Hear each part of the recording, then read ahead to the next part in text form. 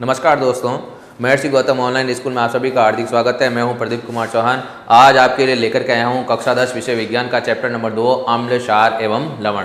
इस चैप्टर में दोस्तों हम जो है साधारण नमक से कौन कौन से रसायन जो है प्राप्त किए जा सकते हैं उनके बारे में अध्ययन कर रहे हैं। और जो साधारण नमक से प्राप्त होने वाले रसायन हैं उनके नाम क्या क्या हैं आप देखेंगे। सोडियम हाइड्रोक्साइड जिसको NaOH कहा जाता है, विरंजक चूर्ण जिसको CaOCl2 यानी कि कैल्शियम ऑक्सीक्लोराइड कहा जाता है, बेकिंग सोडा जिसको NaHCO3 सोडियम हाइड्रोजन कार्बोनेट भी कहा जाता है। तो ये तीन रसायन जो है ऊपर वाले ये हम पिछले वीडियो में पढ़ चुके हैं। आज हमें जो पढ़ना है दावन सोडा और प्लास्टर ऑफ पेरिस के बारे में पढ़ना है। दावन सोडा का जो फॉर्मूला है Na2CO3.10H2O और प्लास्टर ऑफ पेरिस का जो फॉर्मूला होता है वो है CaSO4.12H2O यानी कि कैल्शियम सल्फेट का हेमी हाइड्रेट या अर्ध हाइड्रेट भी कहा जाता है। तो शुरू करते हैं दावन सोडा से पढ़ना। दावन सोडा, तो दावन सोडे का जो फॉर्मूला है जैसा कि अभी आपको मैंने बताया था Na2CO3.10H2O। तो ये 10H2O क्या है सर?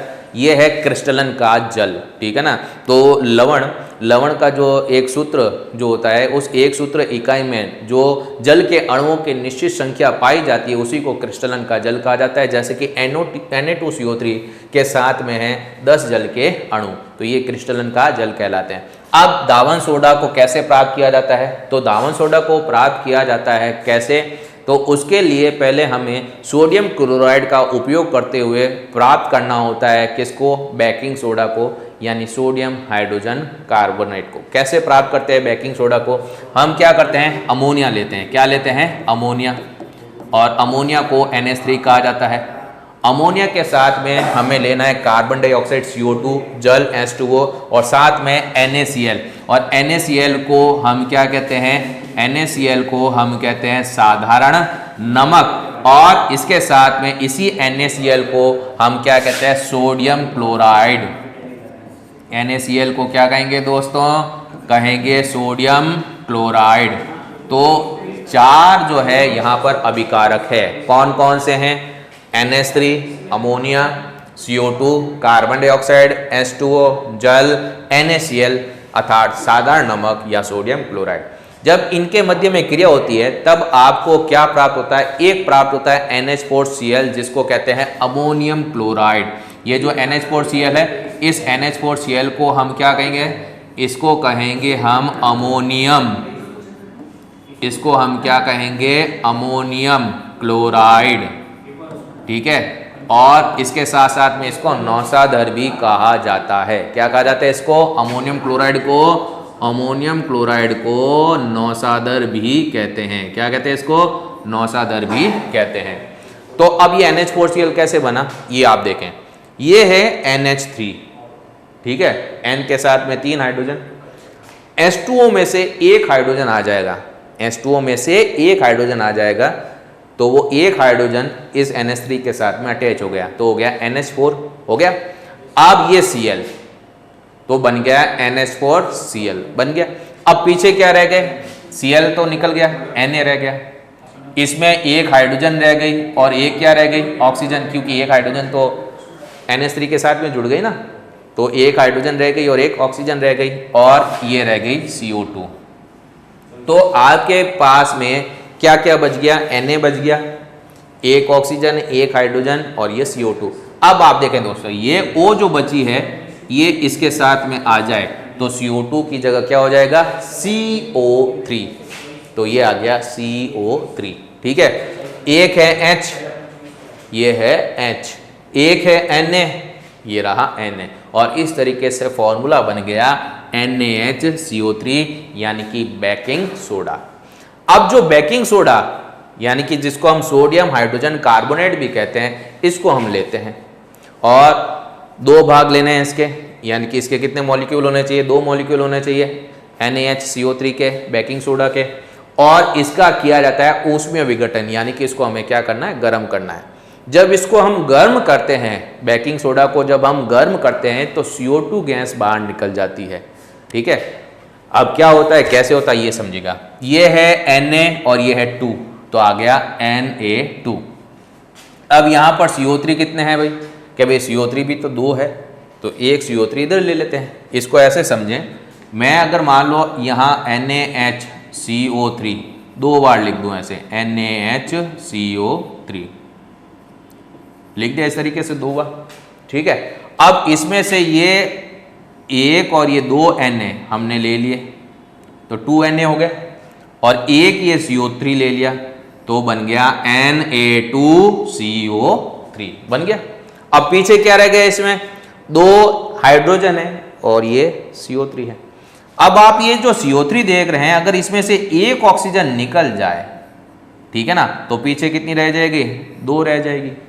और ये जो एक ऑक्सीजन निकली है ये इन हाइड्रोजन के साथ में जुड़ जाए, H2 के साथ में जुड़ जाए तो क्या बन जाएगा, H2O,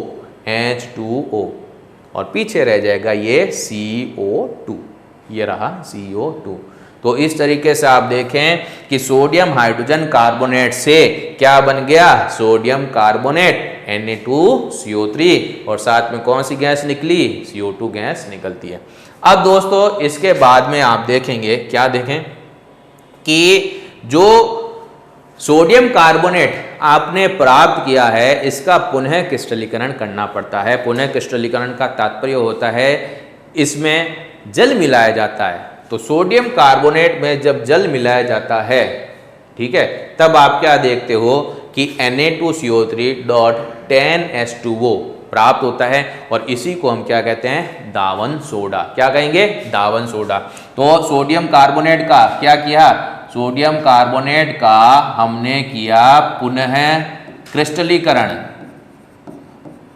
क्या किया, इसका पुनः क्रिस्टलीकरण किया, ठीक है। और इसका जब पुनः क्रिस्टलीकरण किया हमने, तब आपको प्राप्त हुआ क्या, हमें प्राप्त हुआ दावन सोडा। क्या प्राप्त हुआ, हमें दावन सोडा प्राप्त हुआ। यानी Na2CO3 के साथ में 10 जल के अणु जुड़ते हैं तब Na2CO3.H2O बनता है, जिसको हम क्या कहते हैं, दावन सोडा कहते हैं। तो इस तरीके से दावन सोडा प्राप्त किया जाता है। और अब इस दावन सोडा के कौन कौन से उपयोग है वो आप जानेंगे। सबसे पहला जो इसका उपयोग होता है, कांच, साबुन और कागज उद्योग में इसका उपयोग किया जाता है। तो देखो, कांच, साबुन एवं कागज उद्योग में इसका उपयोग किया जाता है। दूसरा, बोरेक्स पाउडर, जैसे जो सोडियम के जो यौगिक होते हैं, ये सोडियम का यौगिक होता है, तो सोडियम का यौगिक है, ठीक है ना, उसका उत्पादन करने में जो है इसका उपयोग किया जाता है, जिसका नाम है बोरेक्स पाउडर। क्या नाम है, बोरेक्स पाउडर के निर्माण में। घरेलू साफ सफाई कार्य में, क्योंकि साबुन भी तो बनाया जाता है ना, दावन सोडे से क्या बनाया जाता है, साबुन बनाया जाता है, मार्जिक बनाया जाता है। तो इस वजह से घरेलू साफ सफाई कार्य में भी उपयोग किया जाता है किसका, दावन सोडे का। और जल की स्थायी कठोरता, जल की कौन सी कठोरता, जल की स्थायी कठोरता को दूर करने में उपयोग किया जाता है किसका, दावन सोडे का।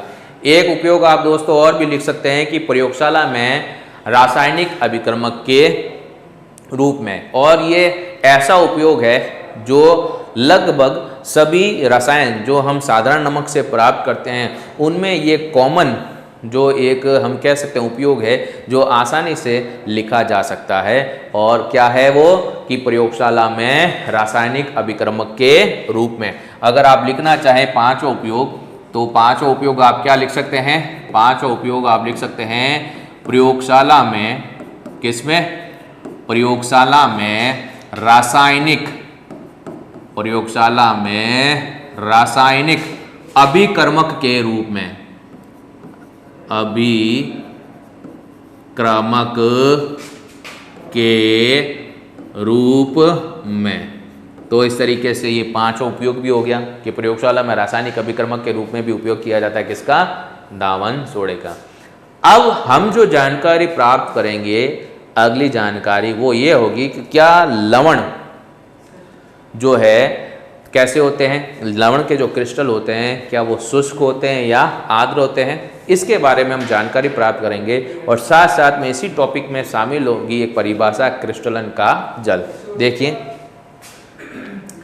यहां पर है, क्या लवण के क्रिस्टल शुष्क होते हैं, और इसी में हमें पढ़ना है किसके बारे में, क्रिस्टलन जल के बारे में पढ़ना है। तो इसको समझने के लिए एक प्रयोग किया जाता है। प्रयोग में हम क्या करते हैं, सबसे पहले लेते हैं एक क्वथन नली, कांच की बनी हुई एक नली होती है क्वथन नली, इसको हमने लिया और इस क्वथन नली को लेने के बाद में हमने क्या किया, इस क्वथन नली में क्रिस्टल डाला, किसका, कॉपर सल्फेट का। और ये जो कॉपर सल्फेट का ये जो क्रिस्टल होता है इसका रंग कैसा होता है, नीला रंग होता है। तो आपने सबसे पहले क्वथन नली ली, क्वथन नली में आपने क्या डाला, कॉपर सल्फेट का क्रिस्टल, जिसका कैसा रंग होता है, नीला रंग होता है। फिर बर्नर पर इस क्वथन नली को रखा जाता है और बर्नर को जला करके इसको जो है ऊष्मा प्रदान की जाती है। जैसे ही क्रिस्टल ऊष्मा प्राप्त करता है यानी कि गर्म होता है, क्योंकि क्वथन नली को हम क्या कर रहे हैं, गर्म कर रहे हैं, गर्म करेंगे तो ये कॉपर सल्फेट का जो क्रिस्टल है इसको क्या प्राप्त होगी, ऊष्मा प्राप्त होगी। और ऊष्मा जब इसको प्राप्त होती है तब हम क्या देखते हैं कि इसमें से जल वाष्प बाहर निकलती है। क्रिस्टल में से क्या बाहर निकलती है, जल वाष्प जो होती है वो बाहर निकलती है। और ये जल वाष्प क्वथन नली के ऊपरी सिरे पर छोटी छोटी जल की बूंदों में एकत्रित हो जाती है। तो बेटा इससे ये पता चलता है कि जो लवण क्रिस्टल जो होता है उसमें जल पाया जाता है, जब इसको गर्म करते हैं तो वो जल वाष्प के रूप में बाहर निकलता है, जो क्वथन नली के सिरे पर छोटी छोटी जल की बूंदों के रूप में क्या हो जाता है, एकत्रित हो जाता है। तो इससे क्या निष्कर्ष निकला, निष्कर्ष यही निकला कि क्रिस्टल जो है वो शुष्क नहीं होते, उनमें क्या उपस्थित होता है, क्रिस्टलन जल। कौन सा जल पाया जाता है इनमें, इनमें पाया जाता है कौन सा जल, इनमें पाया जाता है बेटा क्रिस्टलन जल। इनमें पाया जाता है कौन सा जल, क्रिस्टलन जल पाया जाता है, यानी कि ये शुष्क नहीं होते। अच्छा, एक चीज और ध्यान रखना कि कॉपर सल्फेट के क्रिस्टल में से जब जल वाष्प के रूप में बाहर निकलता है तो इसका जो नीला रंग है वो कैसा हो जाता है, श्वेत हो जाता है, क्योंकि पानी इसमें से क्या हो गया, बाहर निकल गया। अगर मान लीजिए जब पानी बाहर निकल जाता है और नीला रंग गायब हो जाता है क्रिस्टल का, कैसा हो जाता है, सफेद। अगर उसमें पुनः जल को मिलाएं तो जैसे ही जल को मिलाते हैं क्रिस्टल का रंग पुनः कैसा हो जाता है, नीला हो जाता है। तो इसको हमने इस तरीके से समझा कि कॉपर सल्फेट का क्रिस्टल जो कौन से रंग का था, नीले रंग का था। इस क्रिस्टल को हमने क्या किया, गर्म किया। गर्म करने पर क्या बाहर निकली, जल वाष्प बाहर निकली, ठीक है। और कॉपर सल्फेट का जो नीला रंग होता है वो बदल जाता है किसमें, श्वेत रंग में। किसके बाहर निकलने से, जल वाष्प के बाहर निकलने से। अगर इसी श्वेत रंग के कॉपर सल्फेट क्रिस्टल में हम क्या मिलाते हैं, जल मिलाते हैं, तो जल को मिलाने पर पुनः क्रिस्टलीकरण हो जाता है और कॉपर सल्फेट क्रिस्टल जो श्वेत रंग का था वापस कौन से रंग को प्राप्त कर लेता है, नीले रंग को प्राप्त कर लेता है। क्यों, क्योंकि उसमें जल के अणु क्या हो जाते हैं, पुनः मिल जाते हैं, ठीक है। अब इसके बाद में आप देखोगे क्रिस्टलन का जल किसे कहा जाता है, क्रिस्टलन का जल। तो दोस्तों यहाँ पर कुछ उदाहरण आप देख सकते हैं। यहाँ मैंने दावन सोडे का फॉर्मूला लिखा है Na2CO3.10H2O। कॉपर सल्फेट का फॉर्मूला लिखा है CuSO4.5H2O। जिप्सम का फॉर्मूला लिखा है CaSO4.2H2O। इसी तरीके से पोटास एलम जिसको हम फिटकरी कहते हैं, इसका भी हमने फॉर्मूला लिखा K2SO4 का होल ट्राइज .24H2O। तो इन सभी उदाहरणों में आप ये देख रहे हैं कि प्रत्येक लवण के रासायनिक सूत्र के साथ में जल के अणुओं की एक निश्चित संख्या जुड़ी हुई है। इसमें 10, इसमें 5, इसमें 2 और इसमें 24। तो ये जो जल के अणुओं की जो निश्चित संख्या पाई जाती है, ठीक है ना, एक सूत्र इकाई में, लवण की एक सूत्र इकाई में, इसी को क्या कहा जाता है, क्रिस्टलन का जल कहा जाता है। तो क्रिस्टलन का जल किसको कहेंगे, परिभाषा क्या होगी, परिभाषा बिल्कुल आसान सी है कि लवण के एक सूत्र इकाई, लवण के एक सूत्र इकाई में जल के अणुओं की, किसके अणुओं की, जल के अणुओं की निश्चित संख्या को क्रिस्टलन का जल कहते हैं। तो ये क्रिस्टलन का जल इसकी परिभाषा। और उदाहरण आपने देख ही लिए, Na2CO3.10H2O, CuSO4.5H2O, CaSO4.2H2O, K2SO4, Al2SO4 का होल ट्राइज और 24H2O। ठीक है दोस्तों। अब इसके बाद में जो रसायन बचा है वो है प्लास्टर ऑफ पेरिस। तो शुरू करेंगे किसके बारे में, प्लास्टर ऑफ पेरिस के बारे में। तो दोस्तों प्लास्टर ऑफ पेरिस क्या है, देखिए फ्रांस की राजधानी पेरिस, और पेरिस में सबसे पहले ध्यान रखिएगा जिप्सम को गर्म करके निर्माण किया था पीओपी का, किसका, प्लास्टर ऑफ पेरिस का। इसी वजह से नाम पड़ गया इसका क्या, प्लास्टर ऑफ पेरिस। ठीक है, तो प्लास्टर ऑफ पेरिस को जो है पीओपी भी लिखा जाता है शॉर्ट फॉर्म में, पीओपी, प्लास्टर ऑफ पेरिस। तो निर्माण कहाँ हुआ था इसका, फ्रांस की राजधानी पेरिस में। ठीक है ना, इसका निर्माण कहाँ हुआ था, इसका निर्माण हुआ था फ्रांस की राजधानी, फ्रांस की राजधानी पेरिस में। ठीक है ना, निर्माण का होता फ्रांस की राजधानी पेरिस में। सबसे पहले किसको, जिप्सम को, ठीक है, 373 केल्विन ताप पर गर्म करके, ठीक है, 373 केल्विन ताप पर गर्म करके क्या बनाया था, प्लास्टर ऑफ पेरिस बनाया था, प्लास्टर ऑफ पेरिस बनाया गया था। ठीक है, अब प्लास्टर ऑफ पेरिस कैसे बनता है इसको भी आप समझें। देखिए प्लास्टर ऑफ पेरिस कैसे बनता है, हमें लेना है जिप्सम को, किसको लेना है, जिप्सम को लेना है, और जिप्सम का जो फॉर्मूला है, ये फॉर्मूला क्या होगा, फॉर्मूला होगा CaSO4.2H2O। और दोस्तों ध्यान रखना कि 2H2O जो लिखा जाता है ये क्रिस्टलन का क्या कहलाता है, जल कहलाता है। तो ये जिप्सम का फॉर्मूला। और अब जिप्सम को हमें क्या करना है, गर्म करना है 373 केल्विन ताप पर। जब इसको गर्म करेंगे तब आप देखोगे यहाँ पर जल जो होता है वो वाष्प के रूप में बाहर निकल जाता है, और CaSO4 यानी कि कैल्शियम सल्फेट का हेमीहाइड्रेट बनता है। क्या बनता है यहाँ पर बनता है कैल्शियम सल्फेट का अर्ध हाइड्रेट या हेमीहाइड्रेट। ठीक है ना, अर्ध हाइड्रेट या क्या बन जाता है, हेमीहाइड्रेट बन जाता है, और इसी को कहा जाता है प्लास्टर ऑफ पेरिस। इसी को क्या कहेंगे, प्लास्टर ऑफ पेरिस कहेंगे। ठीक है ना, और यहां पर ध्यान देना साथ में जो है 1/2 जल के अणु जो है वो बाहर निकलेंगे। ठीक है, अब उपयोग क्या है, कैल्शियम सल्फेट के अर्ध हाइड्रेट, जिसको हेमीहाइड्रेट भी कहा जाता है, प्लास्टर ऑफ पेरिस भी कहा जाता है, इसका उपयोग कहां पर किया जाता है वो उपयोग हम जानेंगे। तो अब हम इसके क्या पढ़ेंगे, उपयोग पढ़ेंगे।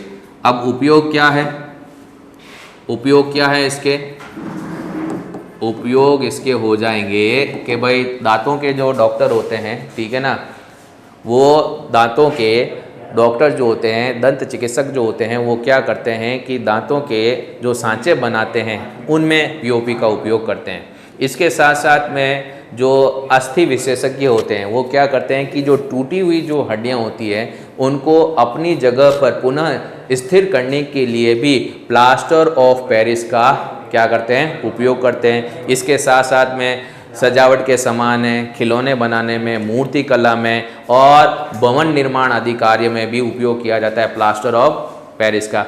और अग्निसह पदार्थ के रूप में भी प्लास्टर ऑफ पेरिस का उपयोग किया जाता है। ठीक है, तो प्लास्टर ऑफ पेरिस के उपयोग क्या क्या हो जाएंगे, इसके उपयोग क्या क्या हो जाएंगे वो अब हम लिखेंगे। सबसे पहला उपयोग है इसका दंत चिकित्सा में। किसमें, दंत चिकित्सा में। ठीक है, दूसरा उपयोग क्या होगा, दूसरा उपयोग ये होगा कि टूटी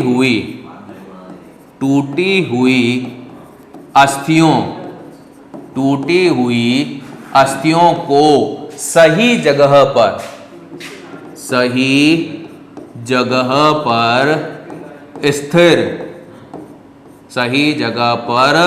स्थिर करने में। ठीक है, सजावटी सामान, खिलौने बनाने में, सजावटी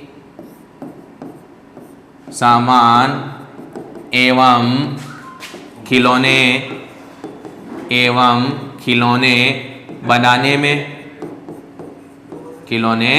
बनाने में मूर्ति कला एवं भवन निर्माण कला एवं भवन निर्माण कला में, ठीक है, मूर्ति कला एवं भवन निर्माण कला में। और आप देख सकते हैं कि अग्निसह पदार्थ के रूप में भी उपयोग किया जाता है किसका, प्लास्टर ऑफ पेरिस का। तो पांचवा जो उपयोग हो जाएगा वो है अग्निसह पदार्थ के रूप में। किसके रूप में, अग्निसह पदार्थ के रूप में भी उपयोग किया जाता है। अब दोस्तों प्लास्टर ऑफ पेरिस जो होता है, ठीक है ना, इसको कभी भी गीले बर्तन में नहीं रखा जाता है, इसको हमेशा शुष्क स्थान पर ही रखा जाता है। क्यों, इसका कारण ये है दोस्तों कि जो प्लास्टर ऑफ पेरिस जिसका फॉर्मूला क्या है, CaSO4 अगर इसको गीले बर्तन में रखा जाता है तो गीले बर्तन में क्या होती है, नमी होती है। तो ये जो प्लास्टर ऑफ पेरिस होता है, पीओपी जिसको हम कहते हैं, ये नमी के साथ में क्या कर लेगा, क्रिया कर लेगा। और जब ये नमी के साथ में क्रिया करेगा तो इसका तात्पर्य ये होता है कि ये जम करके ठोस हो जाता है, ठीक है ना, और ये बदल जाता है CaSO4 में, ठीक है ना, यानी कि ये वापस जो है एकदम ठोस हो जाएगा, जम जाएगा। इसीलिए प्लास्टर ऑफ पेरिस को कभी भी गीले बर्तन में या आर्द्र स्थानों पर नहीं रखा जाता है। कैसे स्थानों पर रखा जाता है, शुष्क स्थानों पर रखा जाता है। इसके पीछे कारण मैंने बताया आपको कि पीओपी जो होता है नमी के साथ में क्या कर लेता है, क्रिया कर लेता है और जम करके एकदम कैसा हो जाता है, ठोस हो जाता है, यानी कि CaSO4 में ये बदल जाता है, ठीक है। तो ये रहेगा इसका आंसर। तो दोस्तों इस प्रकार से इस चैप्टर में आपने साधारण नमक से जितने भी रसायन प्राप्त होते हैं इन सब का अध्ययन किया और इस प्लास्टर ऑफ पेरिस टॉपिक के साथ में ये चैप्टर भी आपका क्या होता है, समाप्त होता है। नमस्कार दोस्तों।